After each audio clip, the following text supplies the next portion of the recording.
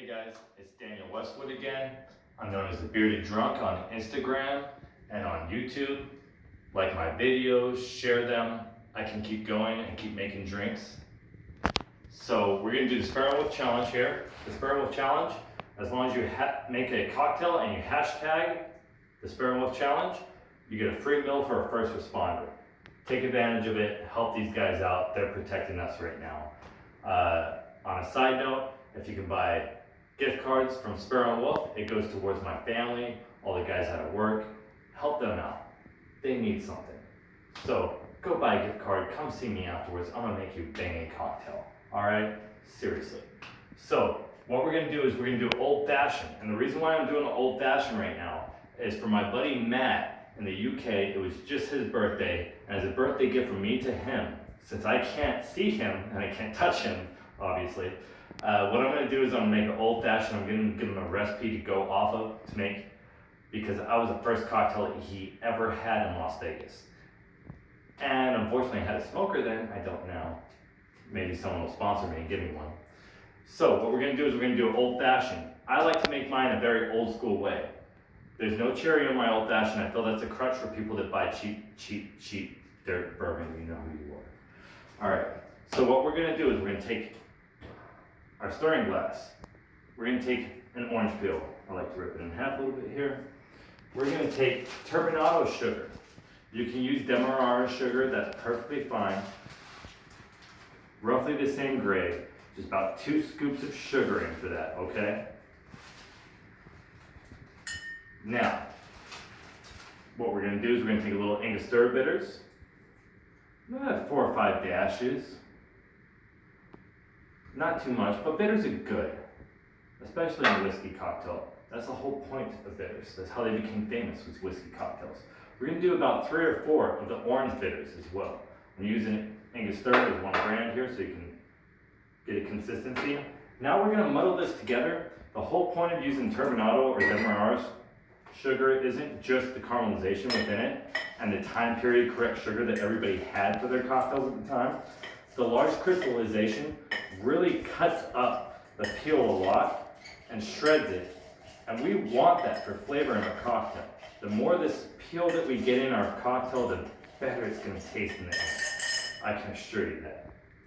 So, we've muddled our cocktail. We got everything in it.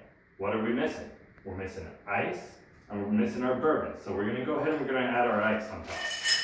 Just enough to fill that sucker up right there. Yeah. That's a little overfull, honestly, but we'll go with it. So we're going to go with 1.5 ounces of our bourbon. In this case, it's 4 Roses bourbon. It's their base. It's okay.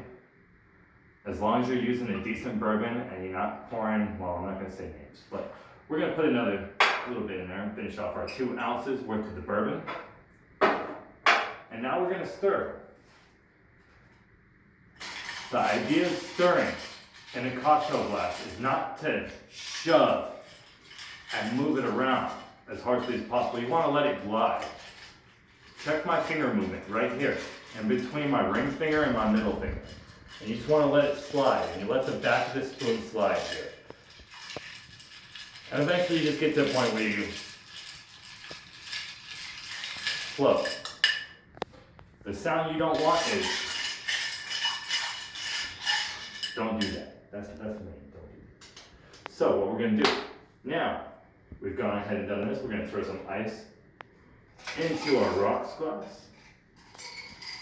You don't want to fill it all the way because an old fashioned doesn't have that much liquid in it. It is a very old school cocktail, so about 3/4 of the way up in the glass here is perfectly fine. We're going to take a proper strain right here. Now when you're using these strings, these julep strings, you want to put pressure on the knuckle right here on the back. The reason why is because otherwise it's going to flop and go everywhere. But if you push it up against the side of the wall right there and you just put a little pressure with your finger, it strains perfectly. Now we're going to go ahead and we're going to strain this on.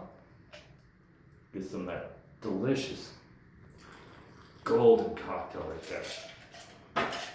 Last thing that we're going to do. Now I'm going to pull a little old school trick out of this one. If you're not comfortable with it, that's perfectly fine. But what I'm going to do is I'm gonna do a flame peel. So instead of just a regular orange peel expressed over the top, oh no, malfunction. That's fine because I have a backup. I always have a lighter. Bartender comes prepared. So a match would be the proper way to do this. Matches are inconsistent, however, with burn times.